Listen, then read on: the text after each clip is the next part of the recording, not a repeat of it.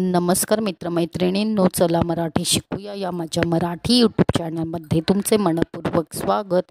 आजच्या या व्हिडिओमध्ये आपण आ या अक्षराला गोल करणार आहोत। जर तुम्ही माझ्या या चॅनलवरती नवीन असाल तर प्लीज माझ्या चॅनलला लाईक, शेअर आणि सबस्क्राईब करा।